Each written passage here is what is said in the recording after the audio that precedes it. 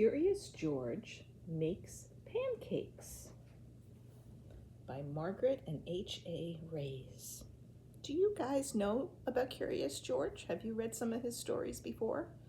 He's a very curious monkey, and he gets into all kinds of, I don't want to say problems, but he gets into all kinds of adventures. And I know you guys like pancakes, so I thought this might be a fun story to share together. Let's find out. This is George. George was a good little monkey and always very curious. One morning, the man with the yellow hat woke George early. "Time to get up, George," he said. "The pancake breakfast is today."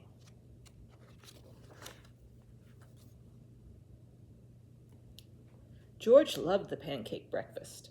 It was a fundraiser held every year to make money for a special program at the Children's Hospital. Besides eating pancakes, there were all kinds of games to play. Even the mayor came to play and eat. But first, he gave a welcome speech.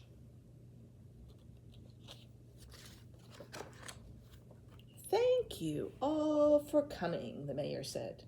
"We appreciate your generous support." He thanked all the volunteers who were helping that day, and finally he said, "Please enjoy yourselves and the pancakes." When the mayor finished, the man with the yellow hat said, "George, I'm going to buy our tickets. Please wait here, but don't get too curious." George waited like a good little monkey, but something smelled good. Could it be the pancakes? George was curious. He followed the delicious smell and found a whole griddle full of pancakes. George watched as a man poured a little batter circles and flipped them up in the air. It looked like fun to make pancakes. George wanted to help. On a table near the griddle was a basket full of blueberries. These pancakes needed blueberries, George thought, and he sprinkled some on top. Meanwhile, the man at the griddle was so busy he didn't notice the little monkey helping him. But the line for the pancakes grew and grew. George's pancakes were a hit. Soon everyone wanted them, and the man could not keep up. "Please wait," he said to someone holding an empty plate. "I need to find an assistant to help me." And just like that, he was gone.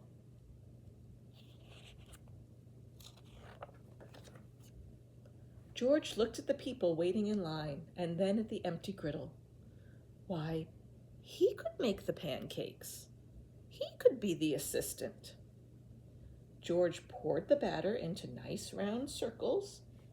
Next, he added the blueberries. He waited just a minute to let the pancakes cook. Then he flipped them over. And last, he added syrup. Yum, yum, yum, yum, yum. The line for pancakes was enormous, but with 4 hands, George made quite a chef, and no one's plate was empty for long. Look at him making all those pancakes. "I've been coming to this breakfast for years," a man said, "but I've never seen pancakes made like this before." "And I've never eaten this many pancakes before," said a girl. "I didn't even like pancakes before," said another girl, and they all lined up for some more. When the man returned with his new assistant, he was shocked to see that a monkey was making pancakes. "This is no place for a monkey," he yelled, and he began to chase George. George hadn't meant to cause trouble. He'd only wanted to help. Now he only wanted to get away. So quickly, George found a place to hide, and the man and his assistant ran right by. But where did George go? You see where George went in this picture? Where's his hiding spot?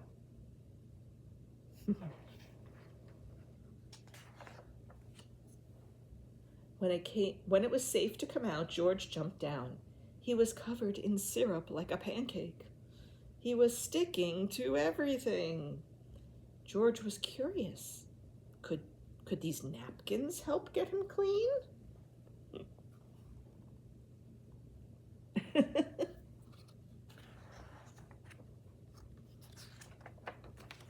No, the napkins only made it worse.